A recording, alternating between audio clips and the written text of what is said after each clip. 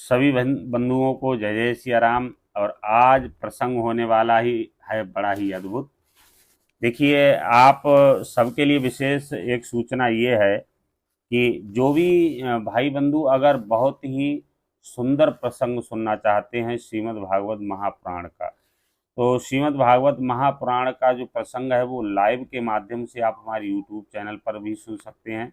और श्री रामचरितमानस, हमारे गोस्वामी तुलसीदास जी का जो अमृत सरोवर है, उस सब में यदि आप उस सरोवर में स्नान करने, उस अमृत पान करने की इच्छा रखते हैं, तो आप हमारे इस वीडियो को बहुत भली भांति और ध्यान पूर्वक सुने। देखिए, गोस्वामी तुलसीदास जी ने जो संस्कार, जो जीवन जीने की शैली हमारे समाज को प्रदान की है, अब कोई ऐसा संत आने वाला नहीं जो ऐसी एकदम परम पवित्र शैली और जीवन उद्धार करने की व्यवस्था हम सब लोगों के लिए प्रदान करे। तो आइए आज के प्रसंग में हम आपके लिए श्रवण पान कराते हैं संतों के गुण महिमा और उनकी वंदना।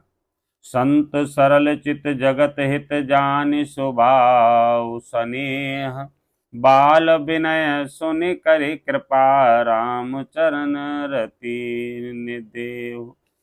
संत सरल हृदय और जगत के हितकारी होते हैं। जो संतों की परिभाषा है उसको समझिए। एक तो संत को सरल हृदय का होना चाहिए और संपूर्ण जगत का हित करने वाला ही संत कहलाता है। उनके ऐसे स्वास्थ्य और स्नेह को जानकर मैं विनय करता हूँ। मेरी इस बाल विनय को सुनकर कृपा करके श्री राम जी के चरणों में मुझे प्रीति दें। और संतों के चरणों में देखिए होता क्या है, जब तक हम परमात्मा की बनाई हुई सृष्टि को नहीं अपनाते तब तक हमें परमात्म प्राप्ति नहीं हो सकती। हम ऐसे ही पुनरपि जन्मम पुनरपि मरणम पुनरपि जननी जठरे शयनम, बार बार जन्म ले मरण के चक्कर में करोड़ों वर्षों तक पड़े रहते हैं। परमात्म प्राप्ति हमें जब ही होती है जब हम भगवत चरणों में अपना अनुराग करते हैं। कि बहुरे बंदे खलगन सति भाए, अरु जे बिनु काज दाहिने उबाए। परहित हानि लाभ जिन के रे, और उजरे हरस विषाद घने रे। गोस्वामी जी कहते हैं कि अब मैं सच्चे भाव से दुष्टों को प्रणाम करता हूँ। उन्होंने दुष्टों को भी प्रणाम किया और दुष्टों को ऐसे प्रणाम नहीं किया, दुष्टों को खूब भक्ति भाव से प्रणाम किया। ठीक है, दुष्टों को ऐसे प्रणाम किया कि जो बिना ही प्रयोजन अपना हित करने वाले के भी प्रतिकूल आचरण करते हैं, दूसरों के हित की हानि और उन जिनकी दृष्टि में लाभ है, जिनको दूसरों के उजड़ेपन में हर्ष और बसने में विषाद होता है। ठीक है, तो ये बड़ा ही अच्छे अच्छे गुण हमारे समाज को गोस्वामी जी ने दिए हैं और यही सब सुनने वाली चीजें हैं। उदासीन अरिमीत हित सुनत जरहि खलरीत, अरु जान पान जुग जोरि जन बिनती करें सप्रीत। दुष्टों की यह रीति है कि वे उदासीन शत्रु अथवा मित्र किसी का भी हित सुनकर जलते हैं।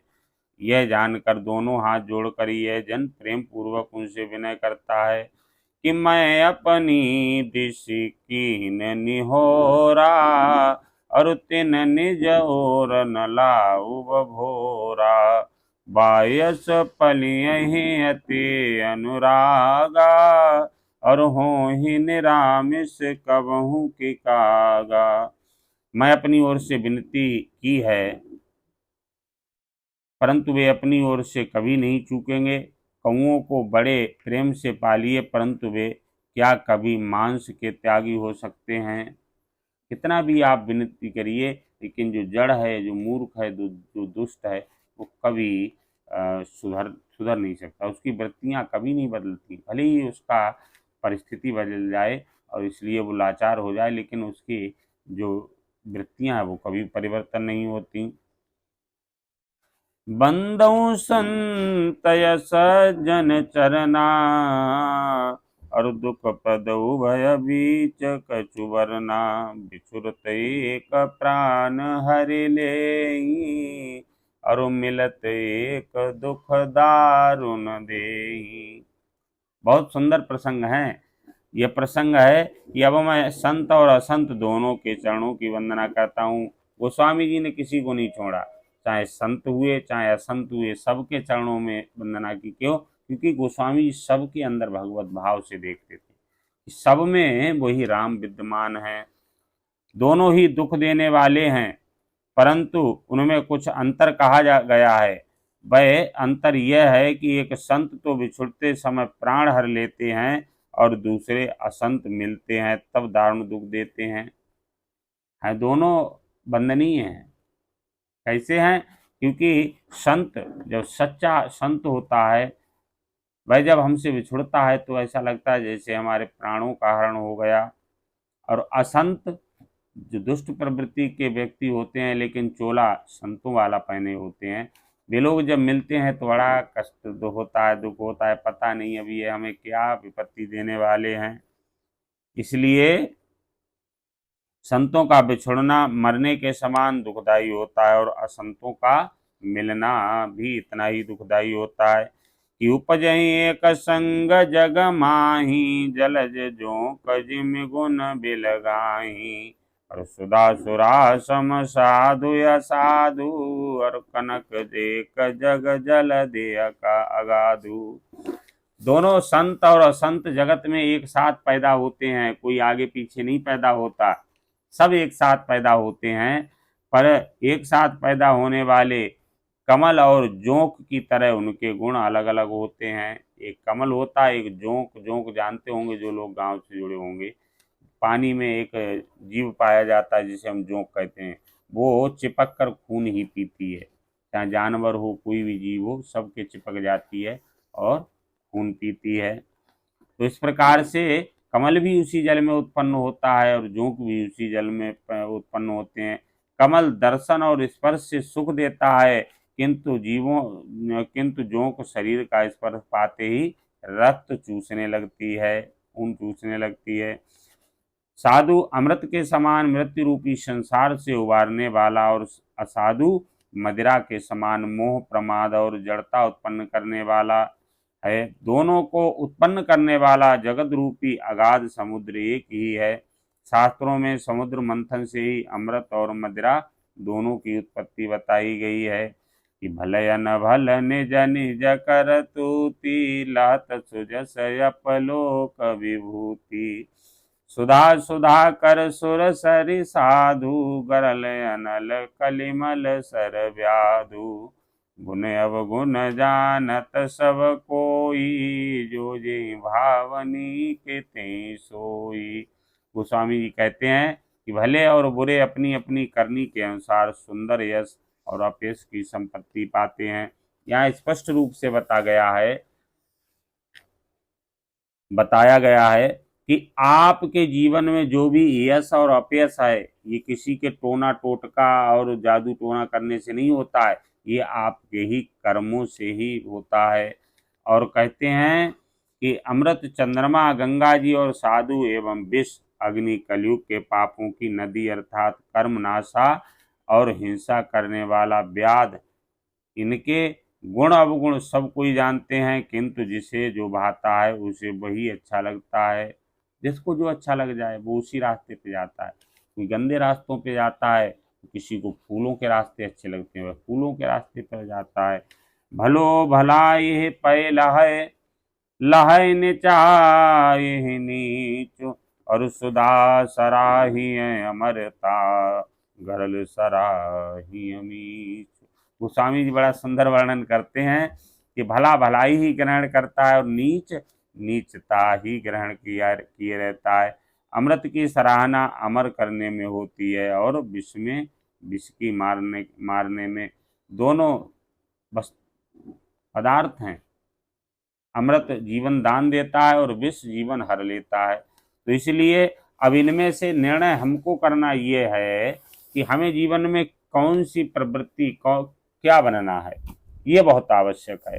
गोस्वामी जी तो अपने साहित्य के अनुसार और अपनी भक्ति साक्षात भगवान के दर्शन किए, दिव्य दर्शन किए गोस्वामी तुलसीदास जी ने, और भगवान के अद्भुत गुणों का वर्णन किया। किंतु हम सबको चाहिए कि हम अपने जीवन में क्या करेंगे। भाई, ये जीवन जो हमारा निरंतर प्रति श्वास नष्ट हो रहा है, इसमें हम अपने लिए क्या कर सकते हैं। तो यदि हम अपने लिए वास्तविकता में कुछ करना चाहें तो हम सत्कर्म करें। सत्कर्म क्या है? एक तो सत्य के साथ विशेष रूप से रहें, लोभ लालसा को त्याग कर सत्य को धारण करना, अपने आदर्शों का, अपने आचरणों का, अपने कर्तव्यों का सत्य के साथ धर्म पूर्वक पालन करना, यही हम सबका धर्म है। धर्म न दूसर सत्य समाना, आगम निगम पुराण बखाना। तो आप सब भाइयों को राधे राधे, जय जय सिया राम, और भगवान राम की खूब विशेष कृपा आप सभी पर बनी रहे, ऐसी प्रभु से कामना है। आप सब लोग एक बार जरूर बताइएगा कि आपको ये हमारे वीडियो कैसे लगते हैं। देखिए, है क्या, आज समाज में तमाम अंधविश्वास, तंत्र मंत्र, कहीं मसानी कूद रही हैं, कहीं जल छिड़का जा रहा है, ठीक है, कहीं फूंक मारी जा रही है। यह अंधविश्वास ने आज पूरा समाज लाकर कुएं में डाल दिया है। सब एकदम सनातन संस्कृति दुर्गति की ओर दौड़ पड़ी। ना किसी के पास साधना है, ना किसी के पास भक्ति है, बस छोटे छोटे ट्रिक सीख ली। जैसे पहले रामलीला में जादूगर अपने ट्रिक आजमाते थे और पूरे समाज को बेवकूफ़ बनाने में लगे हैं। हमारी आधुनिक शिक्षा एक ऐसी शिक्षा है जो वहाँ जाकर ऐसे अंधविश्वास में जाकर डूब जाती है। तो इसलिए हम सबको चाहिए कि हम सब जागरूक हों, अपने समाज के हित के लिए अपने कर्मों पर विशेष ध्यान दें। अपने कर्म अच्छे करिए, अच्छा आचरण रखिए, चरित्रवान बनिए, तभी प्रतिष्ठा स्वयं हो जाएगी। सभी को जय जय सिया राम, राधे राधे।